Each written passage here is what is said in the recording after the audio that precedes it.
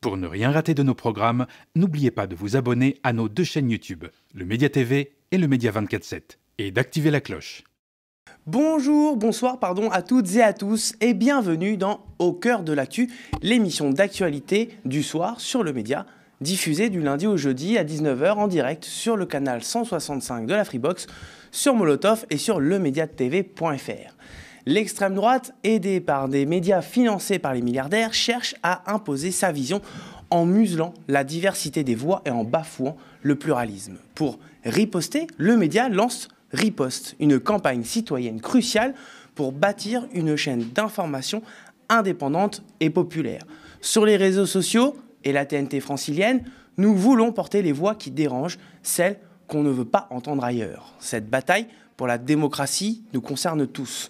Rejoignez-nous et soutenez la riposte sur campagne.lemediatv.fr.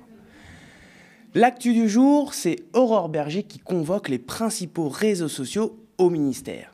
Cet après-midi, à 14h30, la ministre de l'Égalité entre les femmes et les hommes a rencontré les plateformes Meta, Snapchat, TikTok, Twitch, YouTube et X, en présence de Madame Clara Chapaz, ministre déléguée chargée de l'intelligence artificielle et du numérique, ainsi que de l'Arcom et de la Direction générale de la police nationale. En cause de nombreux signalements et dérives observées et persistantes. Aurore Bergé souhaitait des explications concernant la prolifération des discours de haine. La ministre donc de l'Égalité entre les femmes et les hommes a décidé plus particulièrement de s'attaquer à la haine sexiste et misogyne, dit-elle. C'est l'affaire de l'influenceur Adé Laurent qui s'est fait connaître par ses vidéos particulièrement agressives et dégradantes à l'égard des femmes qui a mis le feu aux poudres. Mais pourquoi réagir seulement maintenant ? Alors que cela fait des mois que déjà Meta et X, par exemple, ont expliqué vouloir cesser la modération au nom de la liberté d'expression. Est-ce que cette explosion de contenu à caractère misogyne, raciste et LGBT-phobe n'était pas à prévoir ? Mais surtout, est-ce que convoquer les réseaux sociaux pour leur remonter les bretelles suffira à régler le problème ?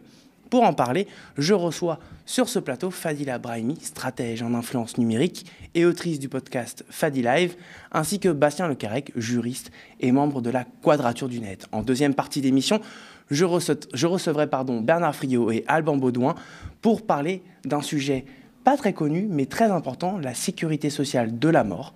Au cœur de l'actu, c'est tout de suite.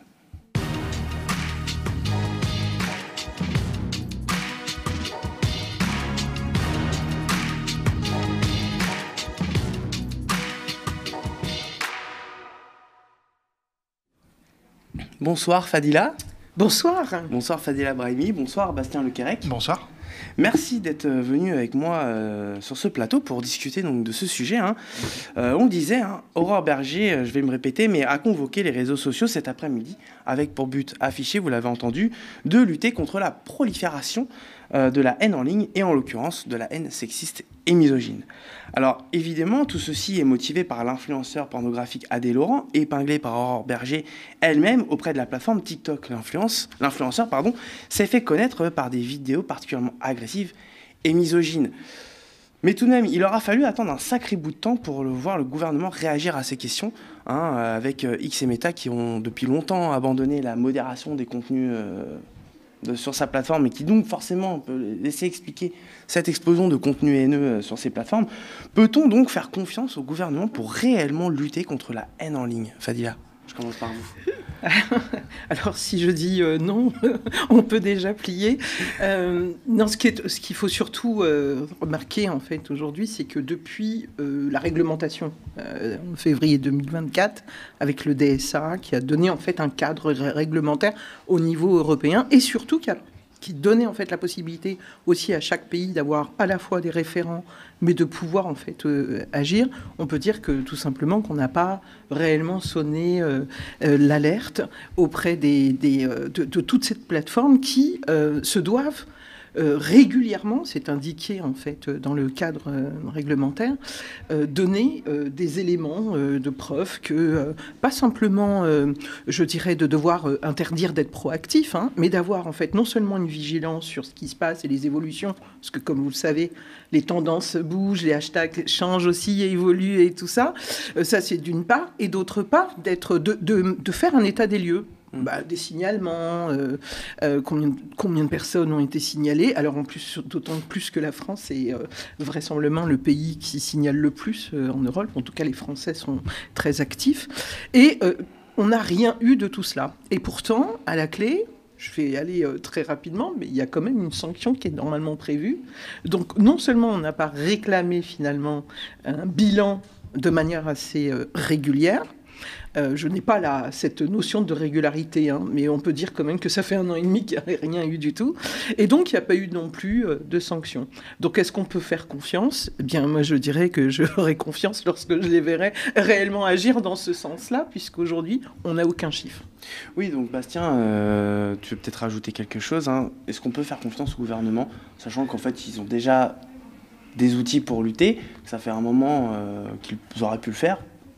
C'est ça, et notamment le gouvernement français a des outils, l'Union européenne s'est dotée d'outils, vous avez rappelé le DSA, le Digital Services Act, ou règlement sur les services numériques, mais en réalité, on pourrait aussi avoir d'autres outils pour sortir de ce modèle économique de ces géants de l'Internet qui font du beurre sur la prolifération de ces contenus. Et c'est un peu paradoxal de réclamer plus de modération à des acteurs qui vont gagner plus s'ils mettent en avant ces contenus problématiques. Et on est un petit peu face à une instrumentalisation d'un problème réel qui est la toxicité de ces réseaux sociaux, mais dont la réponse apportée est plus d'autoritarisme, plus de censure.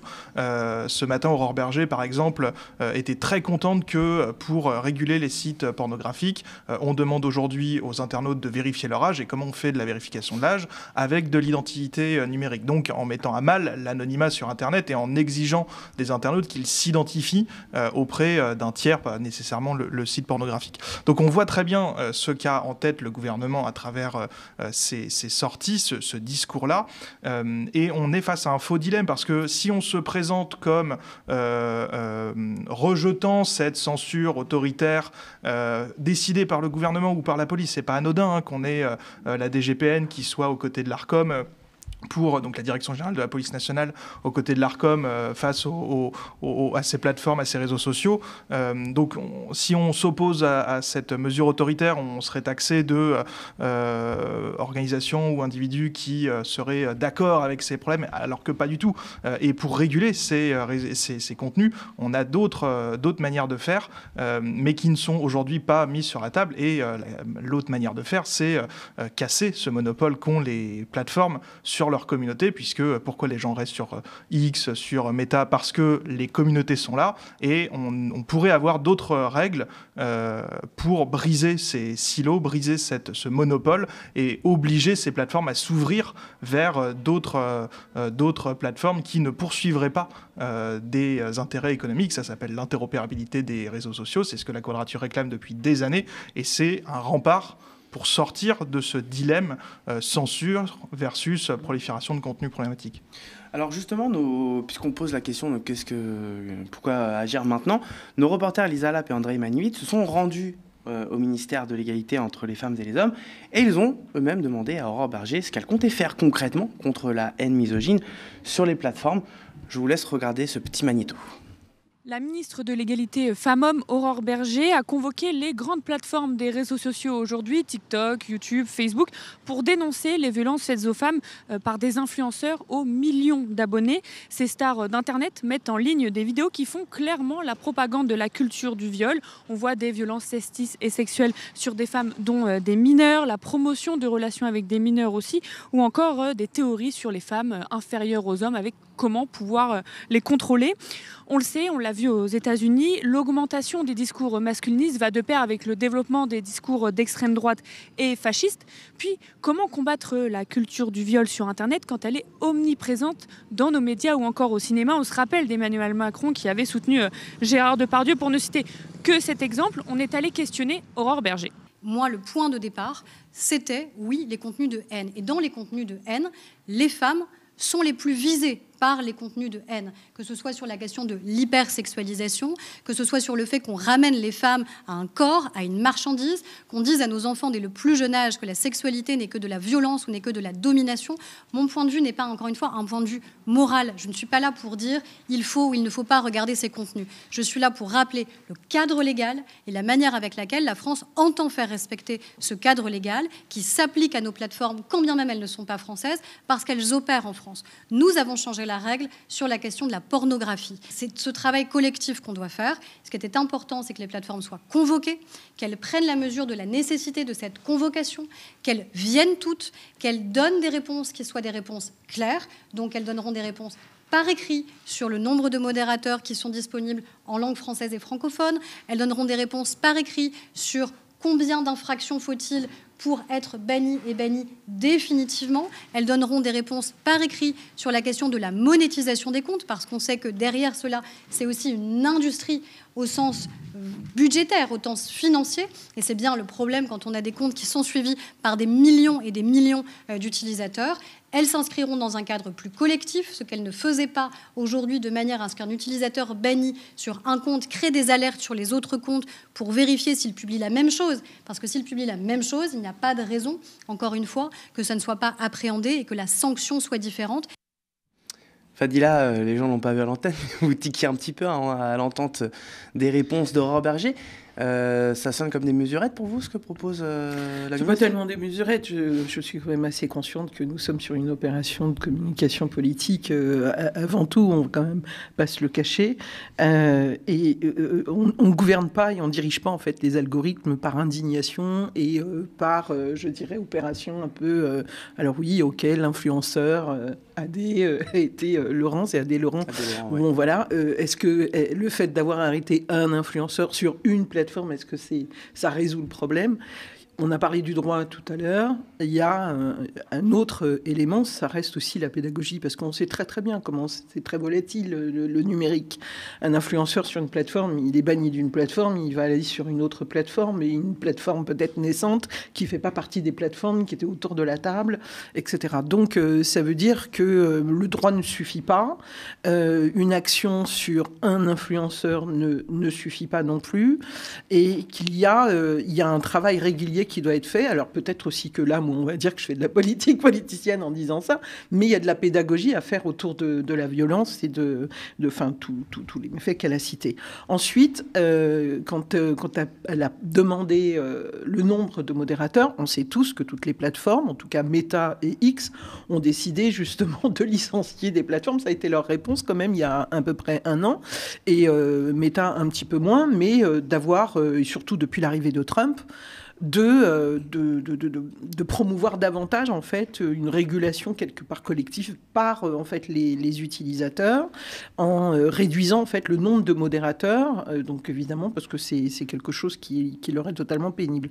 Et depuis qu'il y a eu le DSA, et il y a la loi Sren aussi, on ne va pas rentrer trop dans les détails de toute cette réglementation, mais juste pour dire que le cadre réglementaire existe, contrairement à ce que j'ai pu voir, notamment dans une communication disant que c'est un espace de non-droit. Non, aujourd'hui, il y a une réglementation, mais qu'il faut le faire tout à fait appliquer. Ce qui est assez complexe, dans la pédagogie aussi, c'est que aujourd'hui, quand vous voulez faire des signalements, vous vous retrouvez dans le signalement DSA, quelque chose qui est beaucoup plus complexe qu'il n'était en fait auparavant, parce qu'il y a beaucoup plus de critères.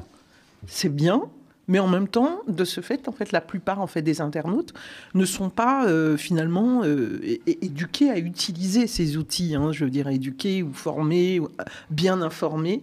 Et donc, vous savez ce qu'ils font la plupart du temps ? Soit ils abandonnent parce qu'il faut signaler, ensuite il faut remplir un formulaire, etc. Soit ils abandonnent, soit ils multiplient en fait. Donc, il y a peut-être quelque chose à revoir également dans le processus. Et là où elle a raison, en revanche, c'est d'avoir le barème. C'est-à-dire, au bout de combien de signalements, tous les utilisateurs qui sont aguerris des médias sociaux savent que généralement, il y a un seuil. Mais par contre, on ne le connaît pas. On sait qu'il y a un seuil, c'est-à-dire un nombre important de signalements sur une période donnée permet d'envoyer, on va dire, un signal et quelque part une modération humaine et pas algorithmique. Mais on n'en sait pas plus. Voilà. Bastien, qu'est-ce que ta réaction à l'écoute d'Aurore Berger. Je suis parfaitement d'accord avec le fait que c'est une opération de communication de la part du gouvernement. Et d'ailleurs, le fait d'avoir convoqué ces plateformes-là, alors que la France n'a pas les compétences pour les réguler, c'est assez symptomatique. C'est-à-dire que le Digital Services Act répartit les compétences dans la régulation des plateformes entre la Commission européenne qui va être chargée de réguler les grosses plateformes que sont par exemple TikTok, qui est Meta pour son réseau social Facebook, et pour les plus petites, ça va être les États membres, donc la France par exemple, qui vont être chargés de faire cette régulation. Donc là, on a Aurore Berger qui a convoqué des plateformes pour leur dire attention, il faut appliquer la loi, alors que ça n'est pas à la France de le faire, c'est à la Commission européenne. Et la Commission européenne le fait. Elle peut être critiquée, elle a été critiquée, elle sera critiquée sur sa stratégie, ou parfois elle est accusée de laxisme envers ces plateformes. D'accord, mais en réalité, ça n'est pas le rôle de la France de s'attaquer comme ça, de cette manière, à ces plateformes-là. Et en réalité, on est face à un droit qui est assez insuffisant aujourd'hui et qui a besoin d'évoluer. La question, c'est dans quelle direction il va évoluer. Et aujourd'hui, on a la France qui pousse pour une évolution dans toujours plus d'autoritarisme. Ce schéma de convoquer les plateformes pour leur dire « attention, il faut retirer des contenus », sinon, je vais changer la loi, ce qu'a dit Aurore Berger ce matin sur France 2. On l'a retrouvé exactement, formulé de la même manière, à l'été 2023, quand on a eu des révoltes dans les banlieues françaises, et où des contenus qui documentaient tout ça se retrouvaient sur les réseaux sociaux, et où on a eu des réseaux sociaux, et notamment Snapchat, avec à l'époque une représentante de Snapchat qui a admis devant l'Assemblée nationale que le réseau social avait été convoqué pour retirer à la demande du gouvernement, donc en dehors de toute procédure légale, en dehors de tout contrôle par un juge ou même par une autorité indépendante, pour faire retirer ces contenus-là. Et quand on va vers plus de censure, on va vers plus d'arbitraire. Parce que, par exemple, quand on donne autant de pouvoir à ces plateformes, on va se retrouver avec des phénomènes de raid, où on va avoir des militants qui vont se mettre à signaler énormément de contenu en jouant sur ce seuil. C'est ce qui arrive assez régulièrement à la gauche française ou américaine. Tu anticipes presque sur ma question suivante, parce qu'effectivement, on parlait d'Adèle Laurent, mais en fait, si on prend juste l'actualité récente, entre Chloé Gervais, qui avait été prise pour cible par l'influenceur Cobzetaï sur Twitter, qui a d'ailleurs porté plainte. On a eu aussi l'affaire Ultia, dont le procès a eu lieu il n'y a pas très longtemps, qui, elle, parce qu'elle a eu le malheur de dénoncer des comportements problématiques d'un autre streamer, Inoxtag, lors d'un The Event, s'est pris aussi des raids pas possibles. Et puis, on a eu aussi le cas d'Abrège Sœur, qui s'est pris des raids de la communauté masculiniste, parce qu'elle a simplement, de façon humoristique, détourné le concept d'Abrège Frère pour se moquer des comptes sexistes. D'ailleurs, je vous laisse écouter le témoignage d'Isa, la créatrice d'Abrège Sœur, qu'on avait reçu sur le plateau du Média et qui a témoigné devant nos caméras, et je vous laisse écouter ça. Quand j'ai créé Abrège Sœur, ça a commencé dès le départ par un harcèlement misogyne, donc c'était pas drôle parce que j'étais une femme.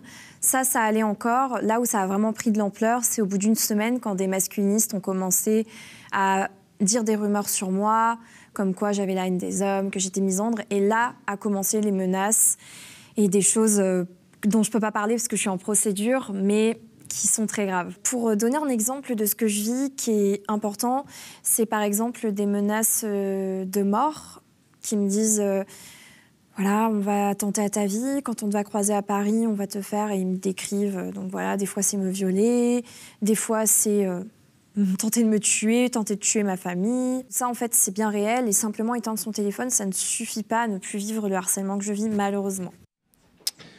Fadila, une réaction ? Ou quelque chose à rajouter ? Non, mais typiquement, on est quand même on est face. Là, c'est bien d'entendre en fait aussi une histoire totalement personnelle, parce que dès lors qu'on parle de cyberharcèlement, de signalement, etc., on peut parler de chiffres, on peut parler de réglementation. À un moment donné, il faut aussi parler des personnes. Et nous sommes face quand même à une situation extrêmement complexe, parce qu'on n'a pas mis les outils, en fait, je dirais quelque part, plus psychosociaux, si je peux donner ce terme-là, dans le sens où le droit, la justice, la loi, elle est beaucoup plus lente que les réactions et ce qu'on vit à l'instant T. Et vous avez des personnes qui, effectivement, et on peut parler aussi notamment des enfants, qui vivent en fait, quand ils vivent en fait un cyberharcèlement, le temps en fait que finalement que le signalement se fasse, que ça s'arrête, la souffrance elle est là. Oui. Et donc là, moi, j'ai pas forcément de réponse, mais c'est un débat qu'on n'a pas forcément non plus. Donc, qu'est-ce qu'on met en place réellement pour accompagner en fait ces personnes? Après, qu'elles aient tort ou raison d'une certaine manière, qu'elles aient provoqué ou pas provoqué, il n'empêche qu'il y a une souffrance qui est là. Voilà. En fait, ce qui est intéressant, c'est que moi, quand je lis un peu, j'ai le retour du terrain de mes collègues, je regarde un peu le compte-rendu de ce qui s'est dit à cette réunion, du coup. Et moi, peut-être que le problème vient aussi du fait qu'on ne cible pas vraiment... j'ai pas l'impression qu'Aurore Bergé cible vraiment le problème. Là, on parle par exemple dans ces cas de cyberharcèlement, souvent, on va pas se mentir, ça vient d'une sphère bien particulière, qui est celle de l'extrême droite, quand même bien alimentée, bien poussée par justement des médias comme CNews ou Frontières, ou même des influenceurs d'extrême droite.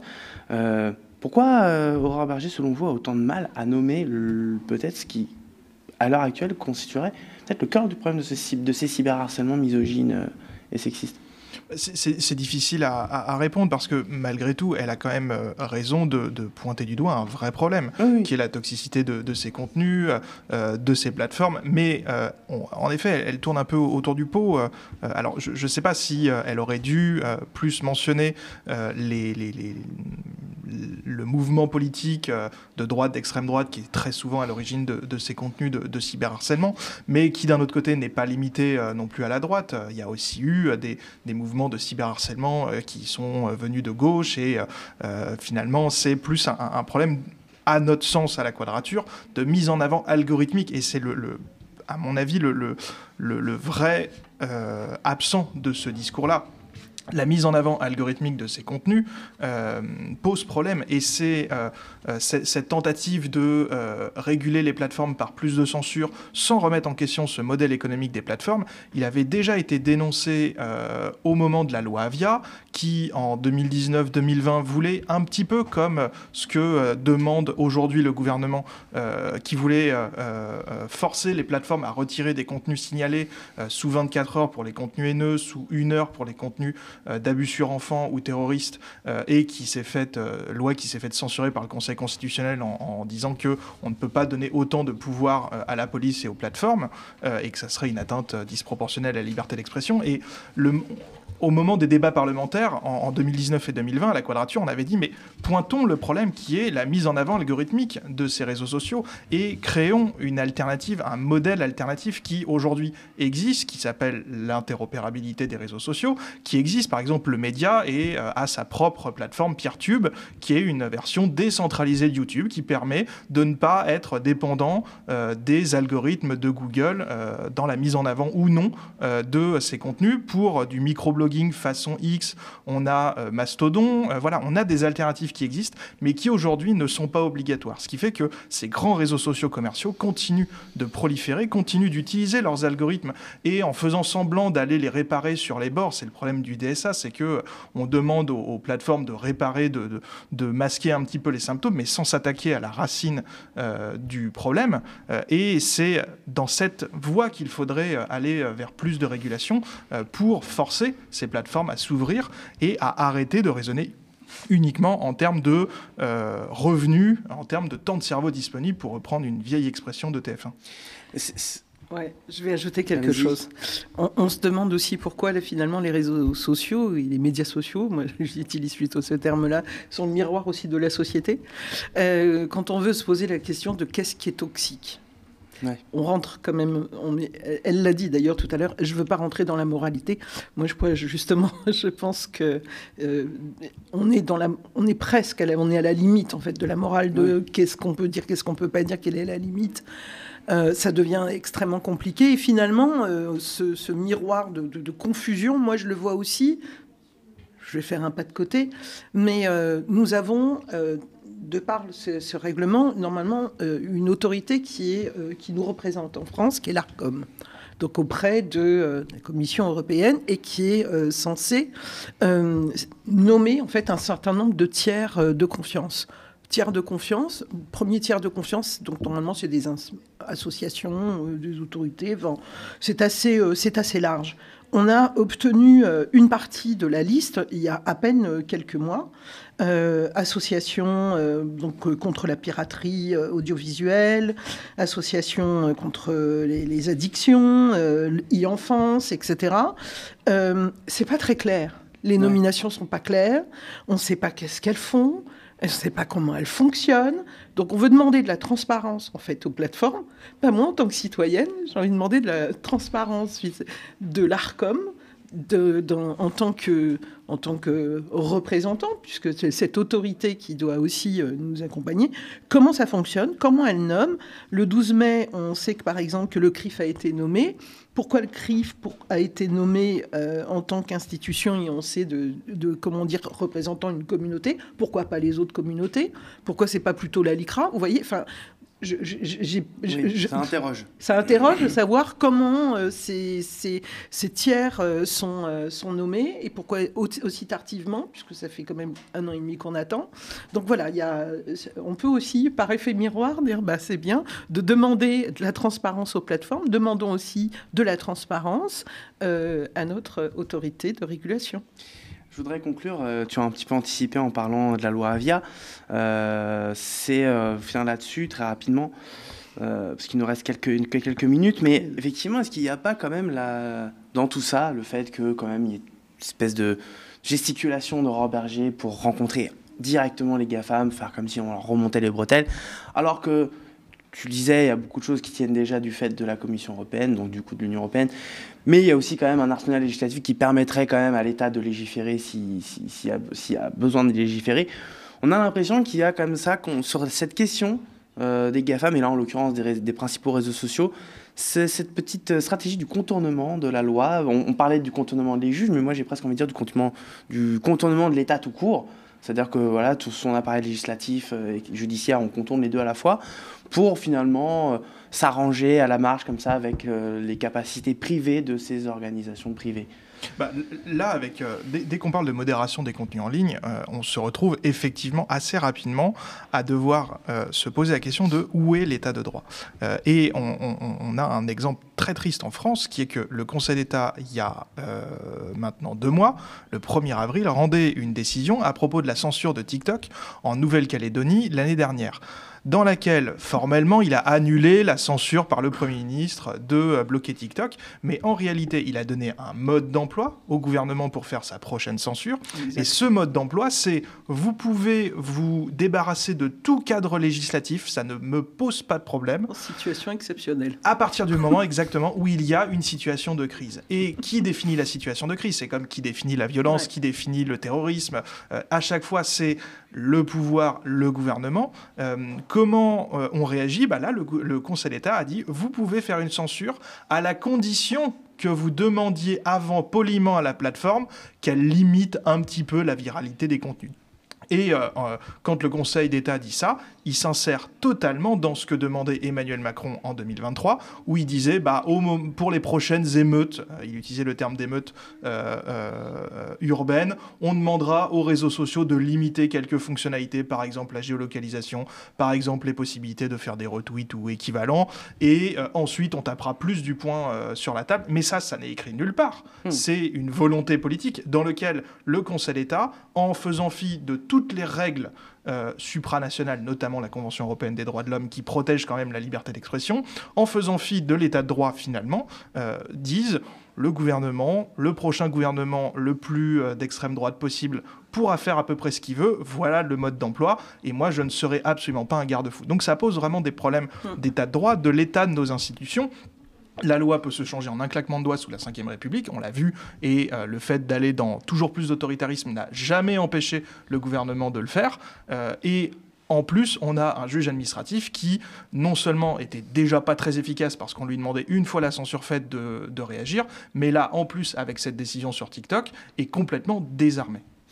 Fadila, un petit mot pour rajouter, pour la fin. Oui, enfin, le dernier mot de la fin, c'est vrai que on n'a pas beaucoup entendu notre ministre délégué au numérique, qui est, je crois, censé parler de numérique. Non, c'est pas ça. Enfin, je sais plus. Donc, on a une ministre de la culture et de la communication aussi. Hein. Ouais, oui, non, mais bon, il y a une telle confusion qu'au bout d'un moment, on ne sait plus en fait qui s'en occupe. Et je pense que avant mais vraiment, hein, je suis pas en train de défendre les plateformes, je travaille pas pour elles, je gagne pas du tout, mais je pense qu'avant de demander des comptes aux plateformes, moi j'aimerais demander des comptes plutôt. Non, mais il y a une ambiguïté évidente évidemment qui vient du gouvernement dans sa façon de traiter le sujet depuis qu'ils sont, et de le gérer, depuis que Macron est au pouvoir, ou au moins depuis 2018. Non, avec parce la que loi évidemment, il y a une lutte qui est tout à fait légitime. Enfin, il y a des réclamations qui sont tout à fait légitimes parce qu'effectivement, il y a aussi de la violence, mais bon, il y a peut-être aussi de la violence de la part de la société. Ça serait un autre sujet. Vous avez 2 heures. Quelle violence? Comment arrêter la violence dans la société de manière générale? Mais bon, c'est un fait aussi. Hein. Bah, merci beaucoup Fadila. De rien. Merci Bastien d'être venu sur ce plateau pour discuter de ce sujet épineux mais important.